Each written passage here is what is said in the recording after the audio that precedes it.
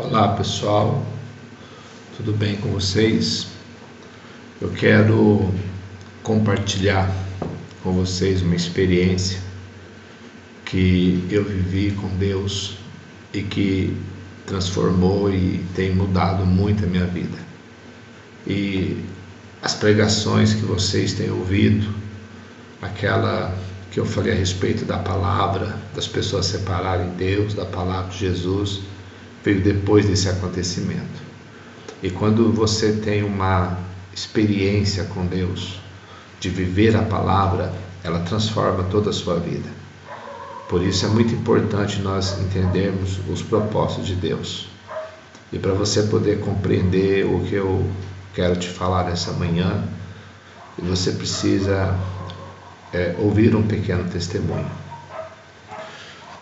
Há mais ou menos um ano atrás, nós estávamos com a igreja bem fluindo, com pessoas e bastante pessoas no louvor, até escalas tinha que fazer para que as pessoas pudessem estar cantando. E há um ano, mais ou menos, talvez um pouquinho antes, né? E algumas pessoas começaram a sair. E quando você está com uma igreja cheia de pessoas, né? Bastante músicos e tudo acontecendo e pessoas vindo, aí é óbvio, né? A gente fica todo feliz, fala, Deus está no negócio e vamos tocar porque está muito bom. E aí, de um ano para cá, talvez um pouquinho antes, algumas pessoas começaram a sair. Não entendiam, né? E aí a gente pergunta por que está saindo, o que está acontecendo. E a pessoa fala, não, pastor, a gente gosta do Senhor, né? Não tem nada contra, mas é como se a gente não tivesse mais o que fazer. E aí, quando a pessoa ela não sabe o porquê que está saindo, não apresenta um problema real, fica difícil para você resolver, porque se não tem problema, não tem como resolver. E aí a pessoa fala, não, a gente gosta do Senhor, a gente, né, ama a sua vida, tudo. Eu entendo, irmãos, que às vezes a pessoa também ela não sabe por que está saindo e ela também não consegue definir, né, os sentimentos. E aí o que acontece? As pessoas vêm saindo, né? Sai uma família, sai outra e tal. Até que no dia 17 de outubro, eu marquei aqui para mim não esquecer, desse ano de 2016, no culto do domingo, que foi no dia 16, tinha pouquíssimas pessoas na igreja. Uma igreja que estava sempre cheia, né? Às vezes até com dificuldade para as pessoas sentar. Naquele dia nós estávamos ali com 12 pessoas. Então, para um pastor, quando a igreja começa a esvaziar e você não sabe o que fazer, é muito complicado, né? É como os filhos que estão indo embora e não explica para os pais não entendem. Porque quando o seu filho vai viajar, quando ele casou, você sabe, né? Ou vai fazer uma faculdade. Então existe um motivo. Mas quando não há motivo, você fica sem entender. Mas amém. Daí o irmão Ailton, né? Que é o líder dos homens, pregou. Terminou a pregação, eu peguei o microfone e falei, irmãos, a gente não pode ignorar que esse número de pessoas que está aqui na igreja pode nos causar algumas preocupações. E a preocupação é que a gente fica perguntando, Senhor, o que está acontecendo? Por que as pessoas não vêm? E aí nós questionamos, será que Deus está neste lugar? Será que Deus realmente quer que essa igreja continue? Então, nós temos essa dificuldade de entender o mover e o agir de Deus. Daí chegamos em casa, né, eu com minha esposa, e aí nós estávamos conversando, e aí a Carmen falou: João, o que nós podemos fazer? Eu falei: olha, Carmen, eu não posso fazer nada. Uma coisa eu sei, minha vida não está nada de errado. Se tivesse, eu não teria nenhuma dificuldade de consertar. Se eu estou em pecado, né, tem duas coisas, irmãos, que é muito importante na nossa vida.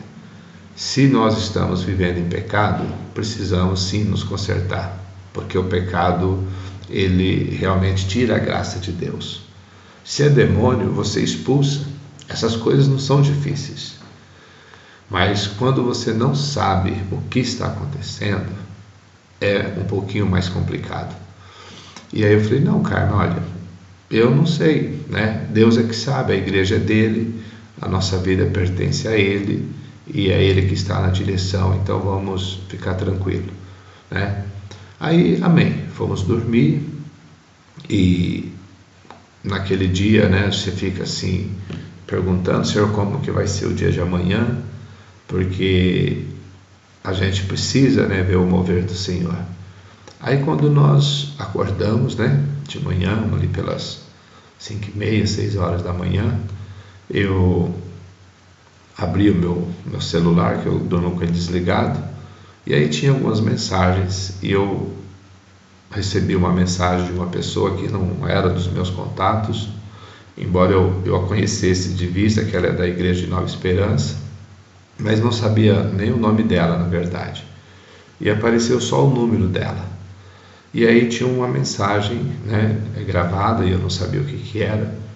E eu peguei e coloquei, e apertei, né, para poder ouvir o que estava.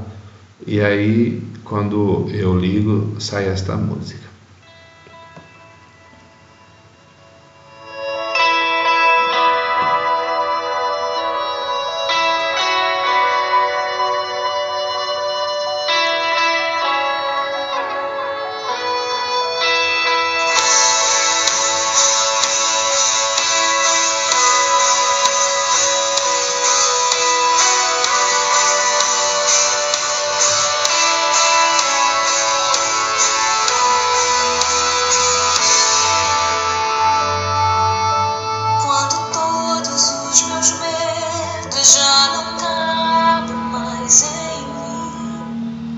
Aí eu comecei a ouvir essa música e eu comecei a chorar de uma forma assim tremenda, porque essa música, ela era a resposta de Deus. Aí chamei a Carmen, ela pegou e ouviu, e ela falou: João, Deus ouviu a nossa conversa ontem. Então, irmãos, eu pude entender naquele momento tudo o que estava acontecendo. E essa experiência foi tremenda, porque naquele dia de manhã o Senhor me revelou algo que talvez muitos de nós passamos desapercebido. Primeiro, querido, nós dizemos que a nossa vida, ela pertence ao Senhor, que a nossa vida está nas mãos do Senhor, e que tudo que acontece com nós é propósito de Deus. Amém, glória a Deus, aleluia, é isso mesmo. A questão é que quando as coisas não dão certo, que no caso o dar certo para mim que sou pastor é as pessoas estarem na igreja e não sair, esse é o que dá certo na cabeça de um pastor. Mas quando as pessoas começam a sair, a gente começa então a procurar o culpado. Aqui que está o segredo. Então veja bem, a minha vida é de Deus, a minha vida pertence a Deus, e Ele está no controle de tudo. Ué, se tudo que é meu, inclusive eu, sou do Senhor, então como que pode ter culpados pelas coisas adversas que estão acontecendo na minha vida? É onde que muitas pessoas erram. E aí elas começam a procurar culpado. Ah, o culpado é o meu esposo, é o meu patrão, é o presidente, é o prefeito. Irmão, então você está dizendo que Deus não está no controle da tua vida. E aí eu consegui descobrir isso. Como nós não achamos nenhum culpado naquela noite e por todos esses acontecimentos, o que aconteceu? O Senhor então nos deu essa resposta, porque essa música diz que tudo aquilo que acontece na nossa vida é projeto dele, é plano dele. Sabe para quê? Para nos amadurecer. Porque Deus não pode dar coisas melhores para uma criança espiritual, porque ela pode se perder. Então aí eu entendi que ninguém era culpado. Então meu coração ficou livre. E aí quando as pessoas começam a sair, elas vão para outras igrejas, daí você fica com raiva do outro pastor. É uma coisa terrível no nosso coração. Nosso coração, infelizmente, ele é desse jeito. Aí eu comecei a compreender, falei: Senhor, o Senhor é tremendo. Eu realmente confio em Ti. Eu sei que é o Senhor que cuida de mim. E aí quando eu vou para a Bíblia, e aí eu começo a ver coisas tremendas, irmãos. E aqui tem as respostas, mas parece que às vezes a gente não percebe. Olha, quando José recebe os irmãos dele, em Gênesis capítulo 45, verso 3 diz assim, José declarou a seus irmãos: eu sou José. Vive ainda meu pai? E seus irmãos não conseguiram pronunciar resposta, pois estavam por demais conturbados e perplexos ao revê-lo. Então disse José a seus irmãos: aproximai-vos de mim. E eles se aproximaram. E esclareceu: eu sou José, vosso irmão, que vendeste para o Egito. Mas agora não vos entristeçais, nem vos amedronteis por me terdes vendido para cá, porque foi para preservar as vidas que Deus me enviou adiante de vós. Irmãos, se você ainda não sabe a história de José, lê na Bíblia para você ver que coisa tremenda. Vendido pelos irmãos, estava na casa de Potifar, não quis descumprir a ordem de Potifar, nem pecar contra Deus, foi levado para o cárcere. Mas José entendeu uma coisa: não havia nenhum culpado. Os irmãos dele não eram culpados. A esposa de Potifar não era culpada. Potifar não era culpado. Ele entendeu que tudo era um projeto de Deus. Isso é tremendo. Porque, irmãos, enquanto nós estivermos procurando culpados pelas nossas mazelas, nós vamos ficar andando em círculo no deserto e não podemos prosseguir. Confie em Deus. Tudo o que está acontecendo na tua vida é projeto de Deus. E se você estiver em pecado, peça perdão. Mude a sua vida, mude o seu estilo de vida. Queridos, a palavra é tremenda. Ela é reveladora, ela transforma nossas vidas. Nós precisamos viver essa palavra. Não só tê-la na cabeça, mas deixar ela descer ao nosso coração. Então, a partir disso, a minha vida mudou. A minha perspectiva de vida mudou. Porque hoje, tudo o que acontece na minha vida, eu entendo que é projeto dele. Mesmo que saia todos os irmãos da igreja. Porque senão, se eu ficar procurando, foi o fulano, foi o ciclano que se levantou contra a minha vida. Eu estou dizendo que se alguém pode me abater, então o Deus que eu sirvo, ele é incompetente, que não pôde me livrar. Porque a palavra diz, queridos, que o maligno não pode tocar naqueles que são do Senhor. Então aí eu vejo muita gente, porque o diabo fez isso, o diabo fez aquilo. Então você quer dizer que o diabo tem mais poder do que Deus? Irmãos, muitas pessoas ficam preocupadas com o tipo de governo que vem sobre o Brasil. Porque o fulano é satanista, o ciclano, meu Deus. Querido, quem governa sobre a sua vida são homens. Mas pastor, eu tenho que fazer minha parte. Você só tem que crer em Deus. Ele é teu Senhor. E se Ele é teu Senhor, Ele vai cuidar de você. Lembre-se, Daniel, José estavam em países que os governantes não tinham nada a ver com Deus. Nabucodonosor, Babilônia. O que aqueles homens sabiam de Deus? Nada.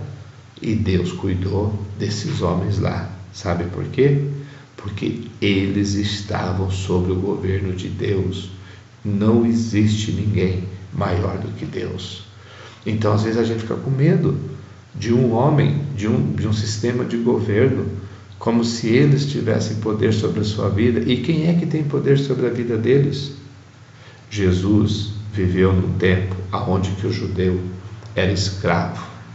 O judeu estava sendo dominado por Roma. Mas eu te pergunto, como que o governo romano influenciou sobre a vida de Jesus? Jesus fez tudo o que ele tinha que fazer. E quando Pilatos chega para ele e diz assim: você sabe que eu tenho autoridade e poder sobre a sua vida, tanto para te prender como para te soltar. Jesus falou: nota 10, você só tem porque alguém deu para você, porque se ele não tivesse dado, você não teria poder nenhum sobre mim. Entendeu? Ninguém tem poder sobre a vida de um cristão, a não ser que o Senhor permita, ou que você faça pacto com as trevas. Aí as trevas vai poder te dominar. Então essa palavra, ela mudou a minha vida. E hoje as pessoas estão voltando para a igreja, né? O último domingo, assim, a gente vê que começa a vir pessoas que você nem sabe de onde. Então, meu irmão, minha irmã, não fique culpando a tua esposa, não fique culpando o teu esposo, não fique culpando os teus colegas. Se você acha que as pessoas têm controle sobre a tua vida, sinto muito, Deus não tem então controlado a sua vida. Porque se você tem confiança que Deus é aquele que tem o domínio sobre a sua vida, você vai dormir na cova dos leões tranquilo. Quem vai ficar acordado é o rei, né? Nabucodonosor é que passou a noite acordado, Daniel estava dormindo. Meu irmão, fique em paz, para de olhar para as pessoas, olhe para Deus. Tem tantas coisas para mim poder passar para vocês, e com o tempo eu vou passando, porque tem sido muito bom, tá? Deus te abençoe. Obrigado pelos irmãos que têm acompanhado as minhas ministrações. Eu fico muito feliz de ver, né? O Japa lá no Japão, né? A Priscila, tem duas Priscilas, né? Uma de Londrina, outra aqui do Sarandi. E é tantas pessoas, sabe? Eu fico feliz de ver vocês compartilharem. Então é porque essa palavra tem feito diferença na vida de vocês. Vamos semear a palavra verdadeira.